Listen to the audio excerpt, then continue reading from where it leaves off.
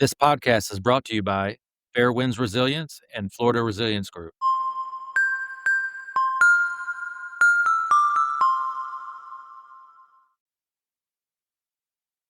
Hello, and welcome to the Road to Resilience podcast. I'm Ashley, and today we're diving into what resilience truly means, especially for communities in Florida who are facing everything from flooding to storms and long term climate change threats.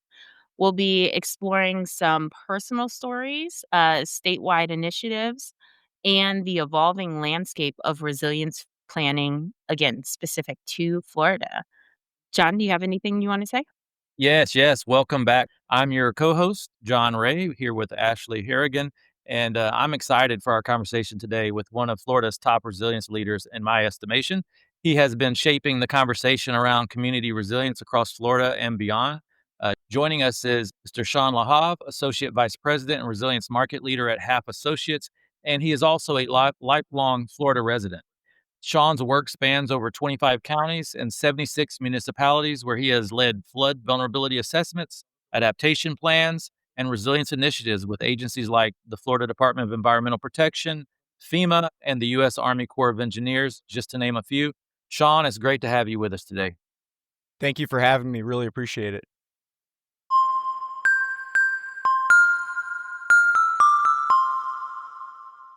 Let's start with a brief definition that we always love to ask our guests.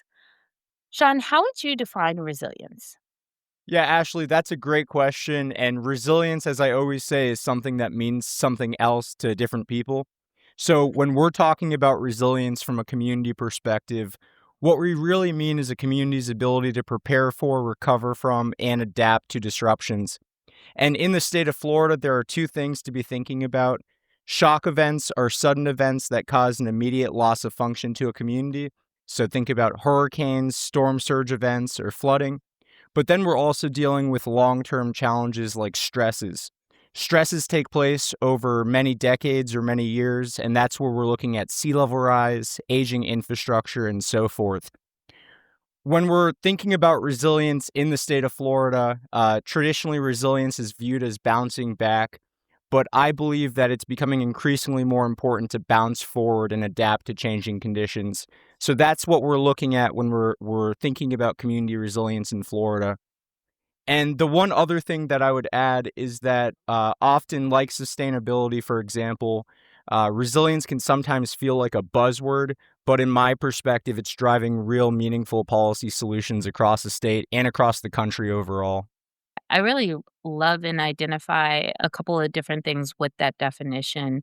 One, I like the framing of shock events versus long-term events, because sometimes in former sort of policy roles in different jobs, we talk about no notice events. And I think shock events, to your point, can still be a storm or something that a community knows is coming, but it still saves space for the fact that it can still be a shock to a community. And the same thing with the long term events and just sort of the expansion of that in terms of what that means for a community. Well said, Ashley. So Sean, you've got deep roots in Florida, born and raised in Boynton Beach, right? Correct. Yeah, so you're a Florida resident, just like me, I guess a neighbor in a way. Could you please share with us how growing up in Florida has shaped your path into the resilient space? Yeah, really appreciate that question, John. And this is an excellent starting point for our discussion. So, as you stated, I'm a Florida native. I've lived my entire life in Florida. And what gives me a unique perspective is that I've lived all across the state. So, as you mentioned, I'm originally from Boynton Beach down in Palm Beach County.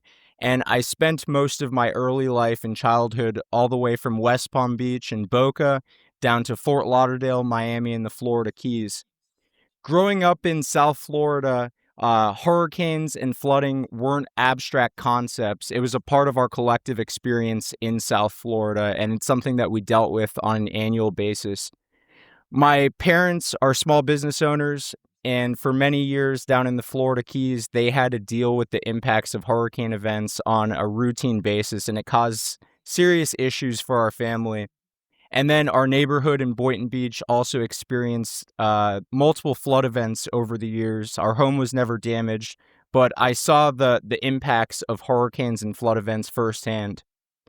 And seeing those events firsthand really provided me with an invaluable lifelong perspective. Seeing families displaced, businesses interrupted, and neighborhoods, engage in the process of rebuilding over and over again after these hurricanes, it really made me start asking, what can we do to fix this? You can't stop a hurricane from coming, but you can build differently. You can look at your community systems and you can reduce the economic impact of these types of events. When I moved to Jacksonville over 10 years ago in 2015, one of the first things that I noticed was that in Northeast Florida compared to South Florida, there was a different sense of preparedness, or let's say a culture of preparedness. In South Florida, residents were very prepared for hurricane events. They had hurricane shutters, roof tie downs. They had blocks on the garage doors to prevent it from falling out with wind. But when I moved to Jacksonville and traveled across other parts of the state, some of these basic concepts to South Floridians were not as familiar to people living in Jacksonville, Tampa, or the Panhandle. And over the past several years, we've seen more statewide hurricane impacts, whereas in the 1990s and early 2000s, a lot of hurricanes were impacting South Florida. Now we're seeing that every region of the state is vulnerable to hurricane impacts, and Hurricane Michael in 2018 is a perfect example. The Florida Panhandle wasn't really seeing that coming, and we saw absolute devastation in Mexico Beach. And then last year, four hurricanes within the span of 2 years, looking at Helene, Idalia, Milton. So there's really been a wake-up call in Florida where resilience is not just a regional issue at this point. It's something that affects the entire state, and we have to be prepared for that. Awesome. Yeah, and I love your story, Sean. I mean, it's powerful when your career comes from something personal. That early exposure clearly became kind of the heartbeat of your work, so to speak. Um, Sean, I think it's equally really interesting for someone who is not a Florida resident, to hear how you have a breakdown in perspectives on how the different regions within Florida actually prepare and look at some of these things, community to community, which I think is something that we sort of miss when we have these national conversations about, like, Florida is more prepared, or Texas sees a lot of storms, or California deals with wildfires. But that regional breakdown is really interesting to me, to see how different regions have experience and therefore have a culture of preparedness around certain hazards. Respond to that, Ashley. Something that's really interesting that I reflect on a lot, not related to flooding, but related to hurricanes and wind damage. After Hurricane Andrew in the 1990s, the state of Florida updated its building code with strengthened wind codes, but it was very targeted towards areas in southeast Florida like Miami-Dade County. And then over the years, other regions of the state, if we're looking at the Panhandle, for example, again, looking at Panama City or Mexico Beach, those same building code requirements were not required for that part of Florida. And with Hurricane Michael in 2018, we saw the impacts of that event as a wind event. So it really highlights that uh, in Florida, there are regional differences. We have a statewide perspective and we have a very strong approach statewide, but you really have to break things down on a regional scale to tackle the challenges. Yeah, that's a great point, Sean and Ashley as well. And I think for me, we for so long we've had the buzzword of resilience out there for the last few decades. It's really been kind of driving the conversation. And I think now it's really about, to your point, Ashley, that you made earlier, every region, every locality, they have different types of hazards and threats. And I think now it's really, the top of the discussion is being climate resilient, right?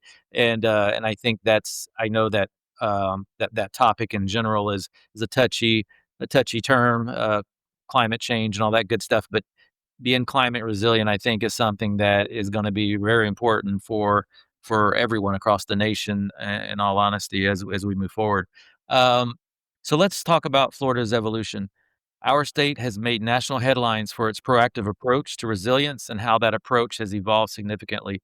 Statewide coordination has improved, especially with the launch of the Resilient Florida program. For our audience, Sean, can you share with us more about the Resilient Florida program?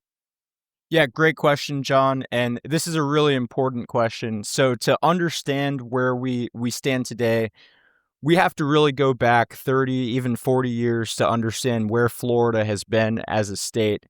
And from my perspective and the perspective of many others, Florida has really long been ahead of the curve when it comes to disaster response and emergency management. So I mentioned Hurricane Andrew of the 1990s previously, and there was also pretty devastating hurricanes in the early 2000s, especially in South Florida. And over time, because of those events, the state of Florida has built one of the most effective and strongest emergency management systems in the country. Resilience, from my perspective, is really just the next natural step in that evolution from emergency management, taking the mindset of preparedness, emergency response, and expanding it to long-term risk reduction, infrastructure planning, and community well-being. But beyond emergency management and some of those traditional policy circles that we've seen in Florida, there's been some distinct developments, particularly over the last 15 years, shaping the resilience conversation. So, over the past 2 decades, for example, we've seen an evolution take shape. One early example was the Southeast Florida Climate Compact. This was established in 2009 through collaboration and coordination with Palm Beach, Broward, Miami-Dade, and Monroe counties. That was one of the first coordinated efforts across county lines in the state to not only think about emergency management or hurricanes, but to start having serious policy discussions around long-term challenges, thinking about population growth, sea level rise, water supply issues. And since the establishment of the Southeast Florida Climate Compact, we've seen essentially a paradigm shift of resilience thinking in the state of Florida. So, sticking to the same thread or chain of thought, regional planning councils and water management districts in Florida, for example, there's 5 water management districts and 10 regional planning councils. They have established regional resilience collaboratives to coordinate resilience issues across municipal and county boundaries. And going back to those regional differences, that's key because we can speak stronger when we're approaching it from a regional perspective. And John, in directly answering your question, the real game changer came in 2021.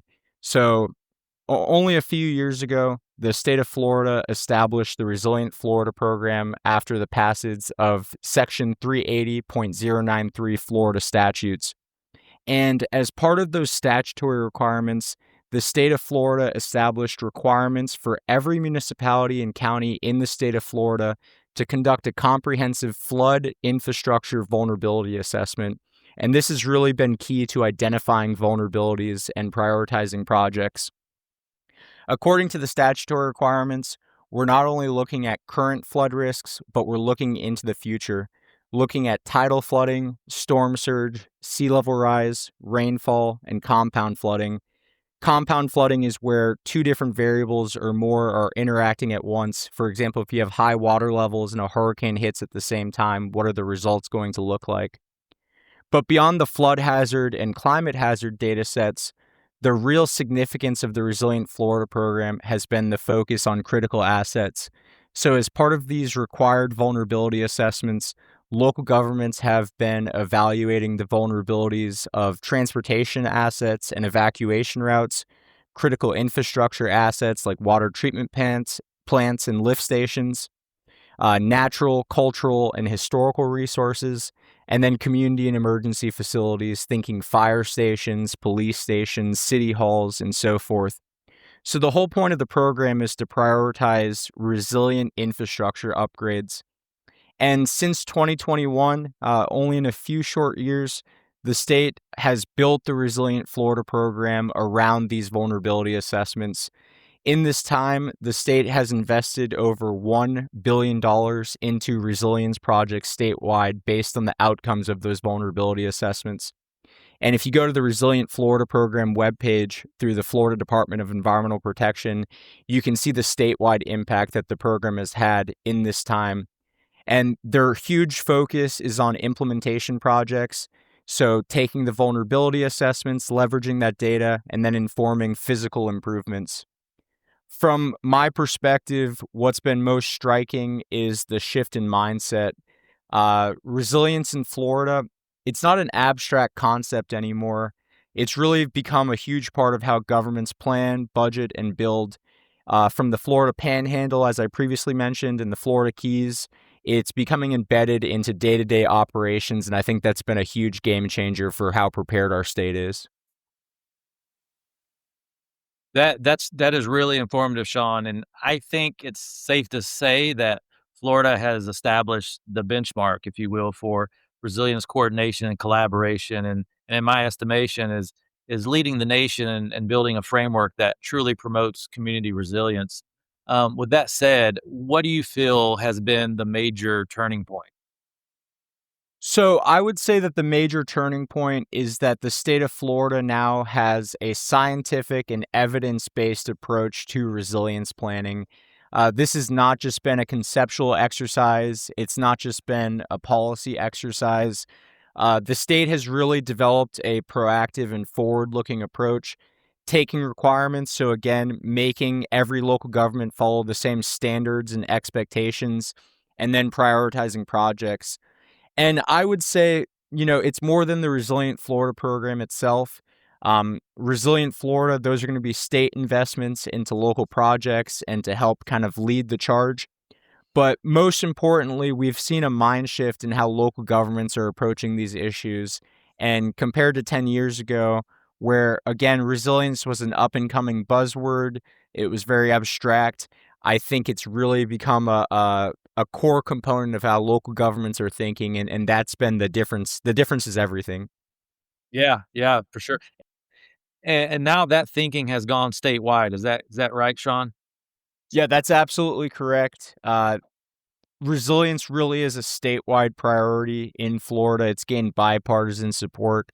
And over the coming years, I think there's going to be a lot more emphasis by the state legislature, by the governor's office, and by different state agencies in thinking about resilience. It relates to the Florida Department of Environmental Protection, Florida Department of Transportation, water management districts, local governments. So everyone's really starting to speak from the same sheet of music. And I think that's been a really important step in Florida's resilience journey.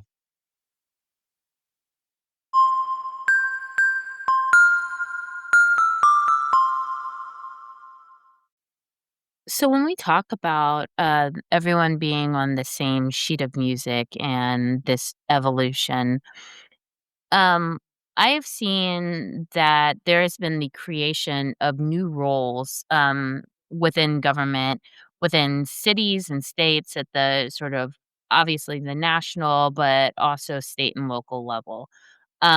So drilling down into a community, in my former roles, I was very familiar with things like a chief heat officer. Those are officials that are appointed to deal with extreme heat that communities might face, some, within Florida, and that have been grappling with for the past couple of years. I'm really happy to see a new role being created within the emerging sort of role of the Chief Resilience Officer. I think that's a game changer to actually have a leader that's going to drive collaboration, the collaboration and the evolution that we've been discussing so far, but also ensuring that resilience is integrated into planning, into the infrastructure projects, and even the community engagement. Sean, can you talk a little bit about how you see that role and what it means for Florida communities?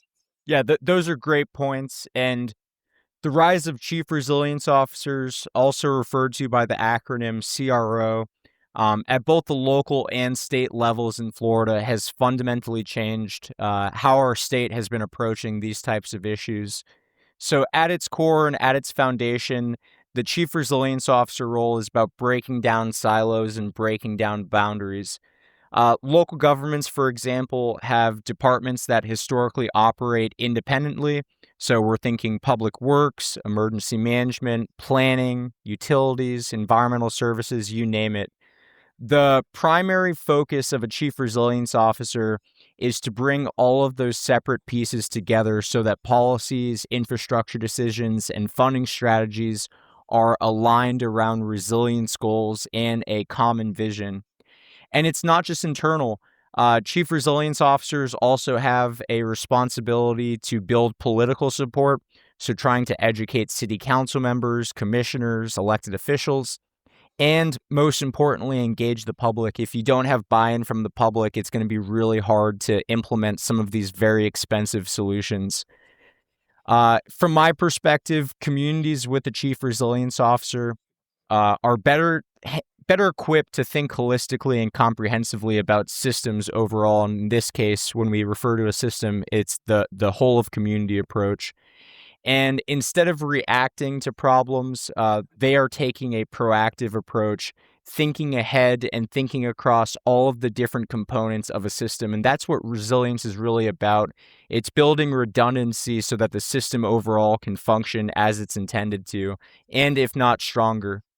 Um, from the perspective of a chief resilience officer, you start getting into all sorts of interconnected issues, thinking about transportation systems, housing, natural infrastructure, for example, floodplains and wetlands, and then also looking at economic development and emergency preparedness. So rather than treat each of those disciplines or topics in isolation, the focus of the chief resilience officer is to drive synergies across each of those domains. And going back to some of our earlier points in this discussion, thinking about statewide impacts, every major city in Florida, from Miami to Tampa and Jacksonville, now has a chief resilience officer position. And we've also seen smaller communities like the historic St. Augustine, for example. They also have a chief resilience officer position. But at the state level and at the regional level, we're also starting to see these same types of positions. So I've mentioned water management districts. There are 5 districts in Florida, and each water management district has a chief resilience officer or a resilience point person who's taking the charge on these issues. And then all the way at the state level, the state of Florida has had a chief resilience officer for multiple years now. And the CRO for the state of Florida reports directly to the governor, sits in the governor's office, and is responsible for coordinating statewide activities between agencies like the Florida Department of Environmental Protection, water management districts, and then local governments. So the real value in the chief resilience officer position is about creating a whole of government and whole of community approach to resilience planning and implementation. And CROs are playing a critical role in helping communities move from fragmented department by department action to unified and forward-looking planning. Can we just say that the chief resilience officer or the CRO is probably a very busy person? I think you just named 7 different, customer sets and audiences they have. Sounds like a ton of travel across a state, such as Florida. Well, you're absolutely right, Ashley. It's a very complex position, and it requires a very creative person to navigate those types of dynamics. So, at the local government level, to work between a mayor or county administrator and all of these various departments, it requires a lot of arm twisting and building support for the vision. And then again at the state level, Florida's a complex state, and if we're looking at the state of Florida in relation to countries, we have one of the strongest economies in the entire world that ranks against countries. So this is definitely not an easy task. It's not an easy position, and it requires a special type of person that can navigate those complex layers and boundaries. But most of the CRO positions we've seen in Florida have been very effective, highly effective, and I think it's reshaping how governments are planning for the future, and we're going to see more of it. Yeah, Sean, and Kind of reminds me of, a decade ago or so, when they had the 100 Resilient Cities Initiative, the Rockefeller Foundation, and that injected some funding for these type of positions, and now you're seeing that that's not that's no longer needed. That these states are, Florida in particular, are taking their own initiative to make sure those type of roles are instituted. I did want to say it's really remarkable to see resilience go from a buzzword to a budget line. And as a follow-up, Sean, to the discussion on chief resilience officers, I thought it would be smart to note that only 3 other states instituted a state chief resilience officer before Florida did it in 2019. Yeah, it's again, I'm a strong believer in the Resilient Florida program, and I have professionally worked with every chief resilience officer appointed at the state level in Florida.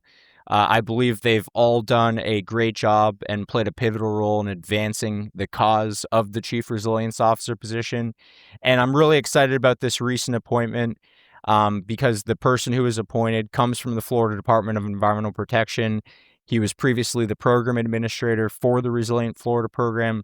So I think having someone in that position with so much institutional knowledge and existing relationships is going to be key to driving solutions forward.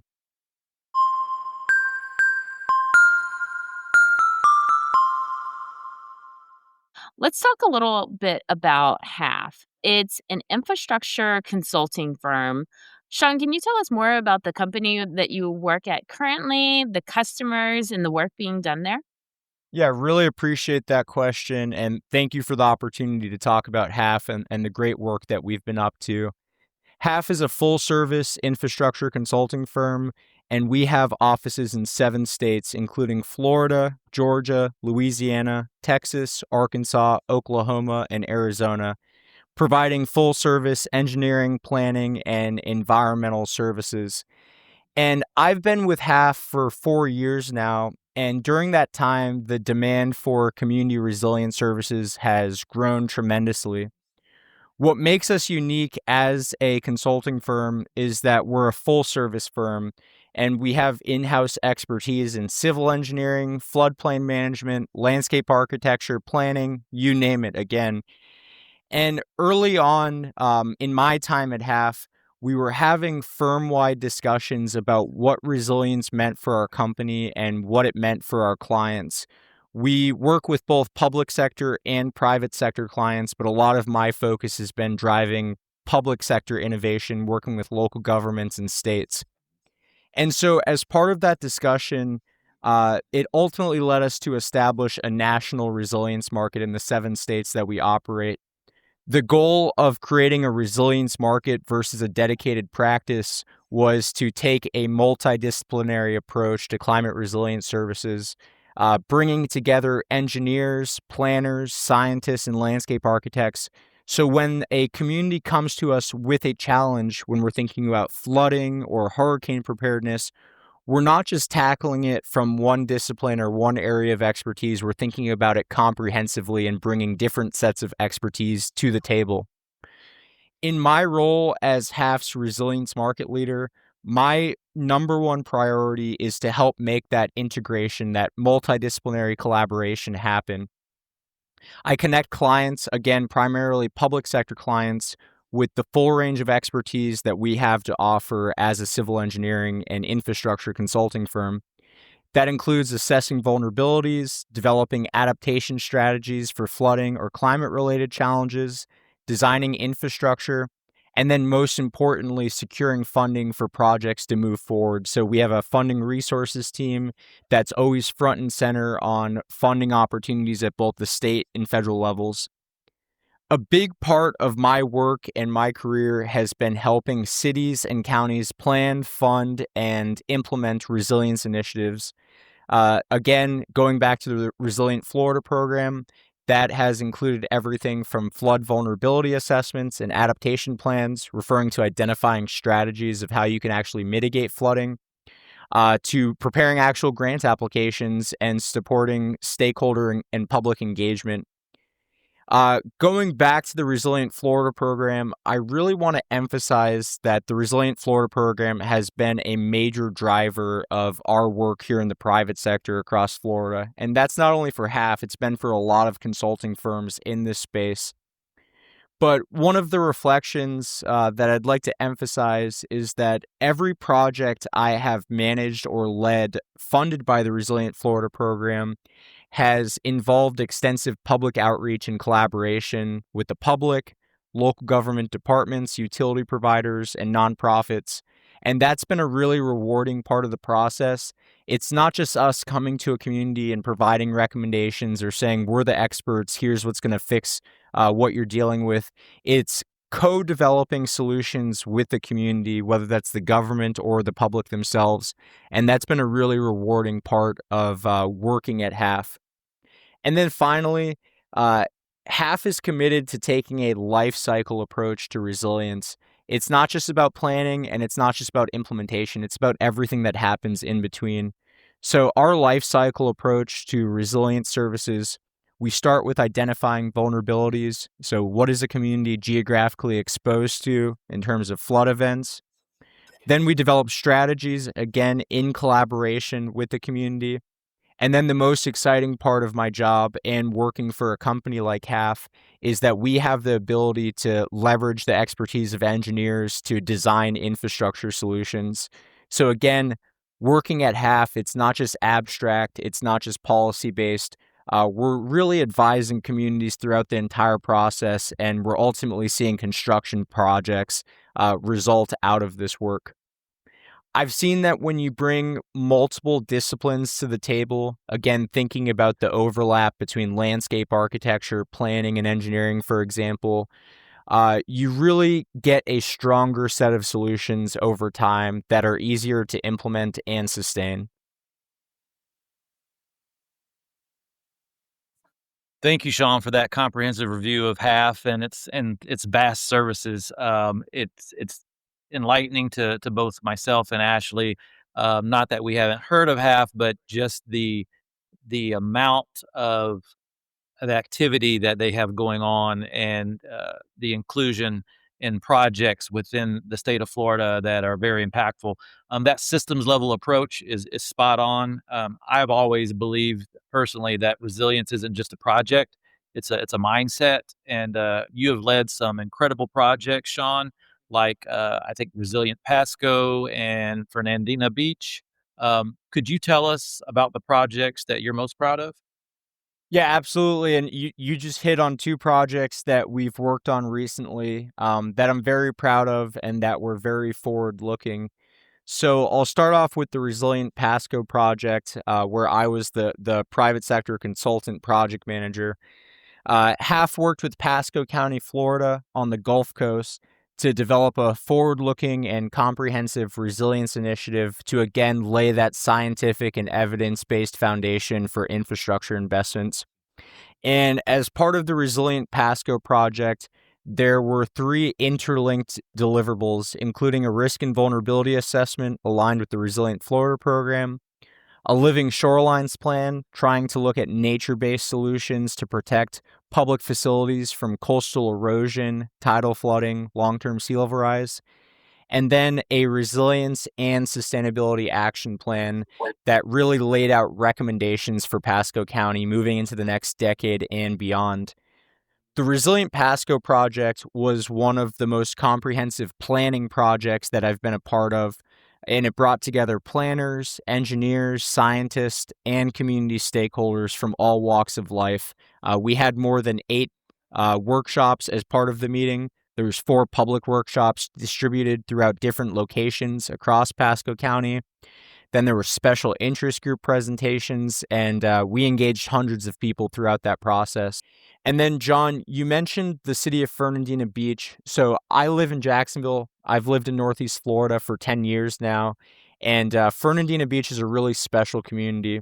It's the northernmost municipality in the state of Florida. It's on the border of the Atlantic Ocean and St. Mary's River. So if you swim across the river, you're in Georgia. And working with Fernandina Beach, it's a small coastal community, a barrier island with a lot of serious flooding challenges. But despite its small size, the city is remarkably proactive. We helped them develop a vulnerability assessment. So we evaluated all of their infrastructure vulnerabilities and risks. And then we supported them with securing additional funding from the Resilient Florida program to develop a flood adaptation plan.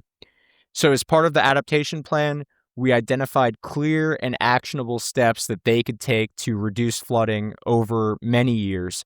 So there was 17 strategies featured in the plan, more than 70 action items, and again, community engagement was essential.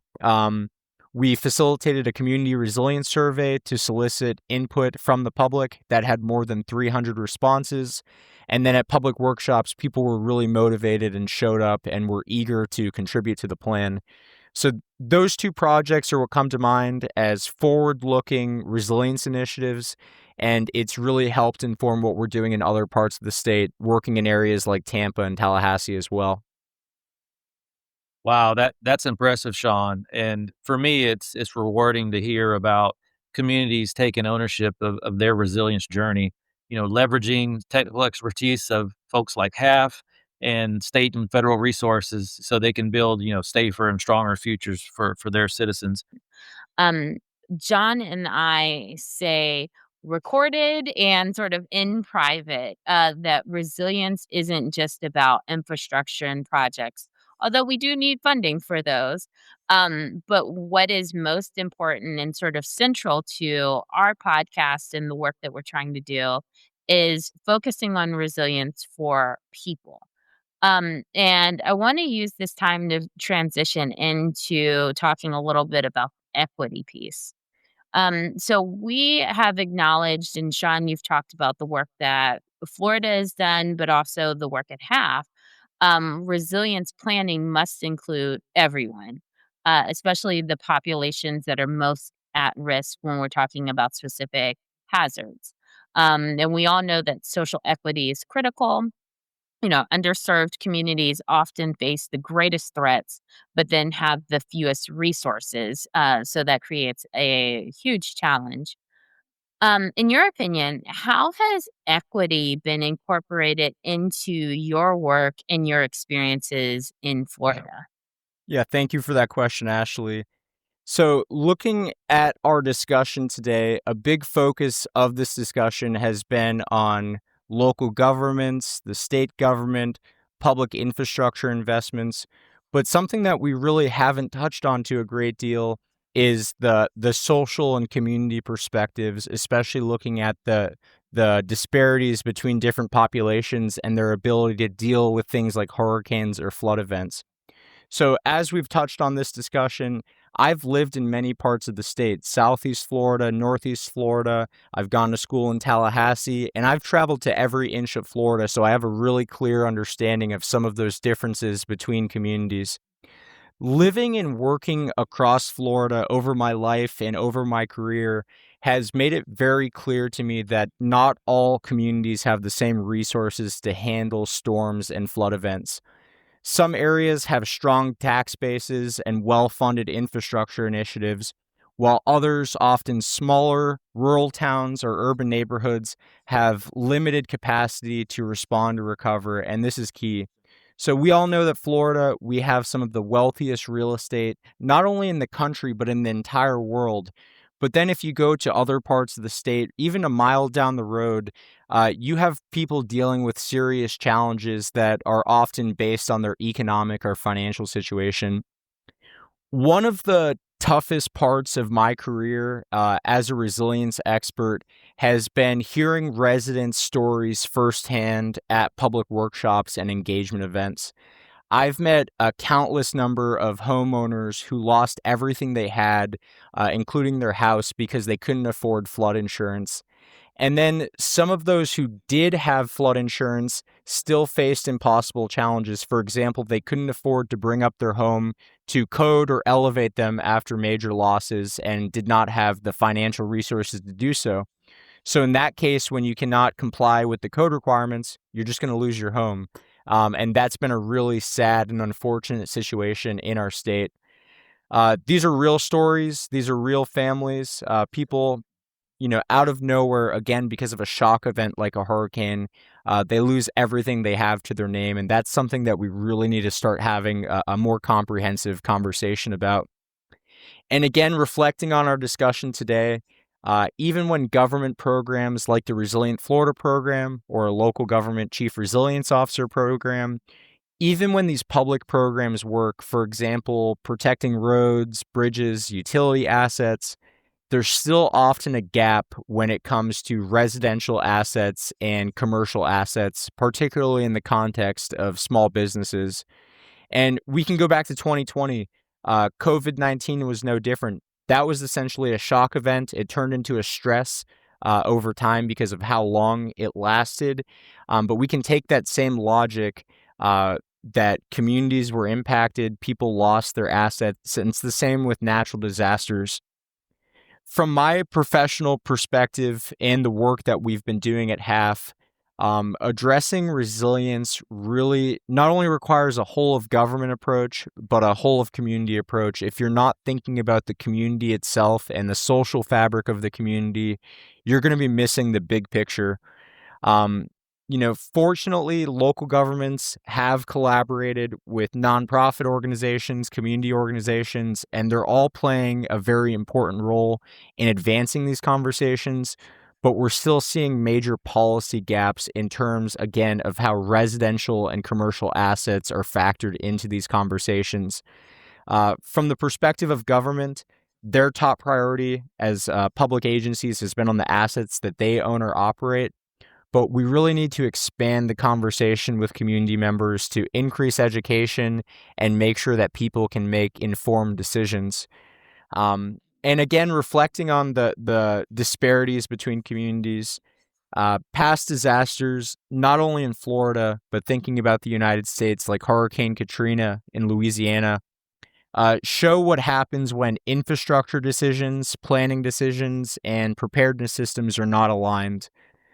Florida right now has an opportunity to take those historical lessons seriously, investing in solutions that protect public systems and private property, while also emphasizing personal responsibility and community engagement. And I think that's something that's going to be a real challenge. Um, if you live in Florida, everywhere is essentially vulnerable to flooding. You have the Atlantic Ocean, you have the Gulf, you have rainfall causing inland challenges, you have lakes, tributaries, rivers, and a lot of people, especially those who are moving to Florida for the first time and are not familiar with the geography, are making ill-informed purchasing decisions when looking at a home or a commercial structure. So my top recommendation, government's not going to solve all of this in a vacuum. And some of the perspective is that homeowners or home buyers and people who are purchasing property really need to think about due diligence before making those types of decisions. And if you do have the resources, consider elevating your home or installing resilience upgrades. But those are all big pieces of the solutions. Yeah, Sean, and when you speak to planning efforts that should focus on bridging gaps, that gap between policy and people is something that we've seen play out across Florida. With that said, Sean, as we wrap up, what's next for Florida looking forward? It's no secret that Florida and the entire nation, for that matter, faces new challenges. We have a homeowners insurance crisis here in Florida that has emerged, and state and local governments have increasing responsibilities to protect their own communities. So, Sean, where does Florida go from here? Thank you, John. And before answering your question, I just wanted to say how much I enjoyed our discussion today. This has been a really informative discussion, and I really appreciate the opportunity to share my personal and professional perspective. So, looking ahead, the state of Florida, and not only Florida, but the United States as a whole, is facing new and increasingly complex challenges. And as you point out, insurance costs are rising. All of the hurricanes that we've been seeing and the economic consequences of these events are really driving up insurance costs. And that's going to require bipartisan approaches to solve some of these issues. Additionally, Infrastructure is aging. So infrastructure assets that were designed decades ago without consideration of future flood risks, that's becoming a major problem, and it's going to require significant investments to deal with those problems, to protect communities from hurricanes, flooding, and other disasters. The threats are real here. I think everyone in Florida knows that. If you've lived in Florida, for more than 20 years, or if you've called Florida home for your entire life, you're very aware of the realities and the things that we have to deal with as Floridians. But I am confident that Florida is going to continue to be effective. We've proven to be effective in emergency management circles over the past several decades. And our new approach to resilience thinking and planning is really transforming how communities approach preparedness and recovery. Communities need solutions that protect homes and businesses. So that's another point that I want to emphasize as part of my closing thoughts. Again, we've talked a lot about public investments and government-owned assets, but the home and business aspect is going to be critical to how we move forward. And finally, my confidence in Florida's approach comes from seeing resilience gain bipartisan support. So at the local level, looking at elected commissions, different mayoral offices, this is something that both Republicans and Democrats are approaching seriously and in harmony with one another. From my perspective, resilience or resilience thinking isn't really political. It's about protecting people and property. That's something that everyone can get behind. And hurricanes and flooding, they don't discriminate. And everyone can agree that preparation matters. So that shared understanding of the issues we face and some of the solutions that we need to explore to get there really opens the door for smarter investments and better planning at all levels of government. Florida has decades of experience responding to storms and planning for recovery. And in my opinion, the federal government really can take significant lessons from Florida's approach.